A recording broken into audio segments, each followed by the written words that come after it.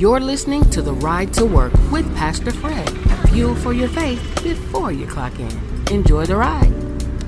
Hello, thank you so very much for joining us this day for The Ride to Work. It is Friday, and normally we would have Fiber Friday, but I didn't get many questions this Friday, so I decided to do a culminating or a concluding episode from the series that we have dug into this week, Conversations. And man, I think just given the things that I've been reading over and studying and putting together, this is going to be a very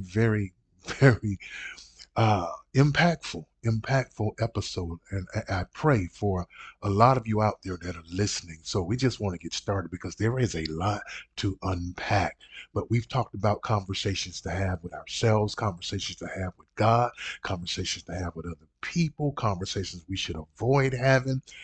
What I want to talk to you about on this Friday, I want to talk about the conversation you wish you never had. That's how we're going to close this thing out. The conversation you wish that never came out of your mouth or that you ever entertained. Proverbs says this: death and life are in the power of the tongue, and those who love it will eat its fruit. A lot of people used to ask me questions of what does that mean? Love what? Love what? Basically, what they're saying is love to talk. And if you love to talk and listen to your words, it's saying you will eat of its fruits. Whatever the results or the consequences of your words, that's what you will experience. That's what that means. And the Bible also says, let no corrupt word proceed out of your mouth, but what is good for necessary edification, that it may impart grace to the hearers. Listen. First thing I want to tell you, you cannot take back every word you have spoken. It's impossible to do that. But you can take responsibility for what you said. And you can repair what you damaged. And you know what? You can confront the pattern that produced it. You can do that. So I need you to understand and listen as we go throughout this episode today. Look, like I said, we've talked about all types of things, but I just want to close with this. I want to talk about the conversation you wish you never had. You know that one. You know the one that where you said too much, or the conversation where anger just took over, the conversation where your tone became louder than your truth. We discussed that already. You know, the conversation where you exposed something that should have remained private. Talking to anybody out there today? That conversation where you spoke from pain instead of wisdom. You know, the conversation where you said, I'm done with you. I ain't never love you. You'll never change. Conversation where you said, you just like your daddy. You're just like your mama. I don't need you. Conversation where you said, I wish I never met you. And maybe you didn't mean every word. I get it, because you spoke it from an emotional standpoint, but the other person heard every word. The other people heard what you said. Now the conversation continues to play in your mind because you wish you could go back. You wish you had just pressed pause. You wish you had just prayed about it first before just reacting. You wish you had walked away for a few minutes. Huh? Maybe you wish you had just chosen different words instead of ones that you did choose. But you can't go backwards. Can't do it. So what do you do when the words have already been spoken? What do you do when the damage has already been done? What do you do when you are the person who caused the hurt? I want to help you face that conversation without allowing shame to just destroy you or debilitate you. Because although you can't erase the moment, you can't. You can't erase the moment, but you still can take responsibility. You can do that. You can pursue healing and become a better communicator. You can do that. And more importantly, you can confront the pattern that led to it. That's the important thing. Because the first thing I need you to understand, look, words spoken in the moment can create pain that lasts for years. For years. Some conversations last only a few minutes. Only a few minutes. But the impact of those words can remain for years because words can enter places that hands can't reach. My God. Man, we're going to walk heavy this morning. They can damage people's confidence. Words can destroy trust. They can reshape how somebody sees themselves. You know that? I was listening to a couple documentaries where it was talking about people just bullying people online, cyber bullying kids online and stuff, and these kids are committing suicide just based off of words. Words. Words can change emotional atmospheres in your home, at your workplace. They can end friendships. They can weaken marriages. Words can create distance between parents and kids. They can make a person question whether they were ever really even truly loved. Words can do that. Uh, Cause see, I observed something. See, people often say, I was just mad. I was just angry. Listen, I really didn't mean it like that. I was only telling the truth. Come on, I know I'm talking to somebody. I know I am. Or some of them say, man, it's just how I am when I get upset. But the fact that you were angry does not remove the impact of what you said. Intent matters. It matters. But impact matters too. You may not have intended to create a wound, but if a wound was created, you still got to give it some attention. You still have to do that. Proverbs says, look, it teaches us that scripture I read, it says, death and life are in the power of the tongue. That means that words do more than transfer information. Words create environments. You can speak words that bring courage into a person's life, or you can speak words that introduce fear. You can speak words that restore dignity, but also destroy people's confidence. Words can strengthen relationships, uh, but it can also make somebody withdraw emotionally. You may forget what you said, but the person who received it, they may be continuing to carry it. Sometimes the words you spoke were not created in that conversation. They came from a place of pain you've been carrying for years and you just let it come out at that time. I tell you, unresolved anger has a voice and it finally found a voice when it came out. Huh? That's what happened.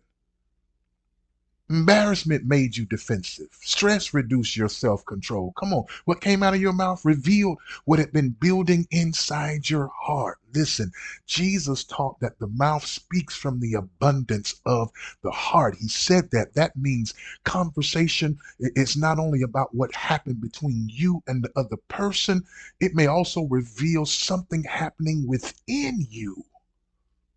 Ask yourself, why did I respond that way?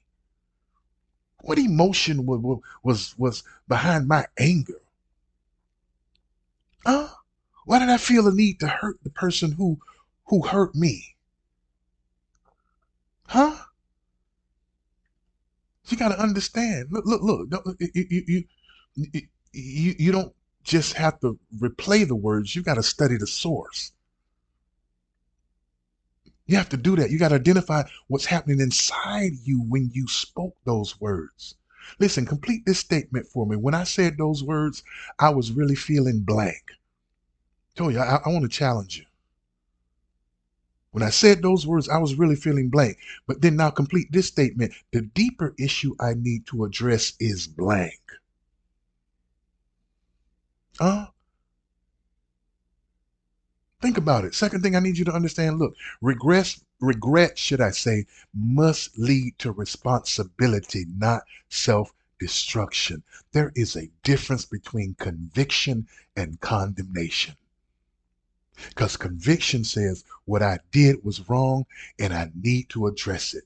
Condemnation says this: I'm a terrible person and nothing can ever be repaired. The devil is a lie. Conviction moves you toward responsibility. Condemnation traps you. It keeps you trapped in that shame. See, some people avoid apologizing because they're embarrassed. They know they were wrong, but admitting it would require humility. Think about it. So instead of taking responsibility, they justify the conversation. Huh? They say stuff like, you made me do that. You made me say that. If you had not done what you did, I would not have responded the way I did. Huh? You know how I am when I get upset. Come on, any of this stuff sound familiar to anybody out there? Listen, but you can't let another person's behavior remove your responsibility for your response. You may have been provoked. Yeah, you may have been hurt. Yeah, you may have even been misunderstood. You may have had a legitimate concern, but you are still responsible for the words you chose. Uh, True apologies don't begin with I am sorry you felt hurt. That ain't no true apology. Uh, because what that is, that statement focuses on their feelings instead of your actions. I'm sorry you felt hurt. That's not a true apology. A true apology says, look, I was wrong for what I said. A true apology is my words were hurtful. My actions were hurtful. My tone was disrespectful. I shared something that should have remained private. That's a true apology. I attacked your character instead of addressing the issue. These are true apologies. I understand that my words damaged your trust, damaged your reputation, damaged your standing in the eyes of others. I understand that. You see, a complete apology includes responsibility without excuses. That's what a true apology does. Listen, let's go deeper. I want to go real deeper because I want to move quickly through this. You can't control how quickly another person forgives you. I need you to understand that. You don't have no control over that. You can't demand their trust to be restored immediately. You can't apologize once and then become angry because the person still feels hurt. Come on, man. Come on. Some words create damage that takes time to repair. You got to give time to what takes time. Forgiveness may be offered, but trust must be built through change behavior. Sometimes you just got to show consistency. That person needs to see some consistency. Huh? They do. They may need space. They may need time. Your job isn't to control their process. Your job is to become accountable for yours. That's what that is. Listen, third thing I need you to know, because I'm trying to move through this. Listen, you cannot erase the conversation. Hear me when I say this. You can't erase the conversation, but you can erase the pattern that led to it. Listen, man, oh man, you might not be able to erase what you said or your words, what actions follows your words. You can't erase that. You can't go back and remove the words from the other person's memory. You can't undo the tone. You can't reverse the embarrassment. You can't pretend that the damage never happened, but what you can do is confront and erase the pattern that produced the conversation that led to the actions. You can change the way you respond to anger. You can change the way you handle disappointment. You can change the way you communicate when you feel rejected or you feel disrespected or you feel you're being ignored or misunderstood. You can't erase the conversation. No, you can't. But if you're honest, you're accountable, you show some type of discipline, healing can take place with the help of God. You can erase the pattern that led to it. Huh? Because we all know a damaging conversation ain't often, it's not from an isolated incident or event. It's usually the result of some kind of repeated internal pattern. You feel hurt, you become defensive. You raise your voice. You attack the person instead of addressing the problem. Hmm? You bring up old mistakes. You say something crazy, just outrageous out your mouth. Then you regret it. You apologize. Come on, we know the pattern. Then when the pressure returns, the cycle starts all over again. All over again. The conversation may change, but the pattern remains the same. It does. Hmm? That's why regret alone is not enough. You got to identify the cycle. Hmm? pattern may have begun long before the argument even took place. It may have began with unresolved resentment. You may be feeling something that you just ain't never really addressed yet, with that individual or with that situation. Because you don't address the issue when it first happens. You know what you know what happens. The pattern: you stay silent. You play it all back over in your head. You assume the worst. You collect evidence. Come on, man. Oh, I know I'm talking to somebody today. Help me, Holy Ghost. Look, you allow frustration to build, and the one small incident, one small little thing causes everything you've been carrying to just explode, just blow up. Uh, the last conversation may have lasted 10 minutes, but the pattern been developing for 10 weeks, 10 months, maybe even 10 years. Huh? You will never be able to erase a destructive pattern until you become honest about where it begins, where it came from, where it started. Ask yourself, what usually happens before I lose control of my words? What usually happens? What usually take place? What situations make me feel just out of whack, feel threatened? When somebody speak to me in a certain way, what does their tone cause me to be defensive? A certain tone? Huh? Am I carrying unresolved pain? Do I avoid small conversations until the problem becomes large? I just put it off until it becomes bigger. Hmm? I'm just asking these questions. See, because the goal is to understand it well enough to change it. That's the goal. It's not to excuse the behavior. You can't change your pattern you refuse to study. Come on. And we know it's triggers. Look, we're gonna let me show you this example. This is a pattern. Watch this. Trigger. Something happens that make you feel hurt, embarrassed, or whatever. You interpret it as this. You immediately tell yourself what the other person meant. They don't respect me. They never listen to me. They trying to embarrass me. They don't care about me. Then it goes from there to an emotional escalation. Lord, I hope I'm helping somebody today. Because the thought produces, now you're angry, you're fearful, you're frustrated. Resentment starts to build. And then now you have a destructive response.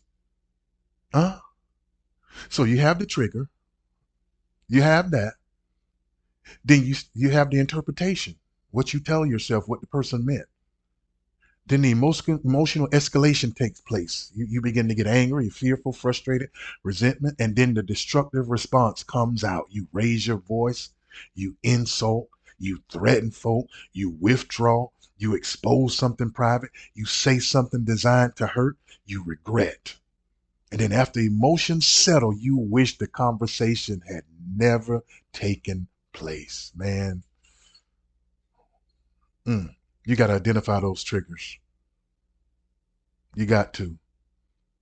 You got to interrupt the reaction. I'm just trying to help you. Breathe, man. Just pause. Take a breath. Breathe. That's what I need you to do. Stop using destructive language. Stop doing that and seek accountability and seek some help as well. I'm just trying to help you. Listen, I'm done. But I want to ask you this. What if you were the person who was hurt? Maybe you listened today and you were not the person who said the damaging words, but you were the person who received them. Somebody spoke to you in a way you'll never forget. They attacked your identity, exposed weaknesses. They did all of that. What if it were you? What if? Think about that. So I just want you to understand this as I leave this. As I leave this, listen. You may not be able to erase the conversation. True enough. But you can erase the pattern that led to it. And make sure it does not define the rest of your life. Thank you so much for riding with us. We'll be riding again next week. Enjoy your weekend. God bless.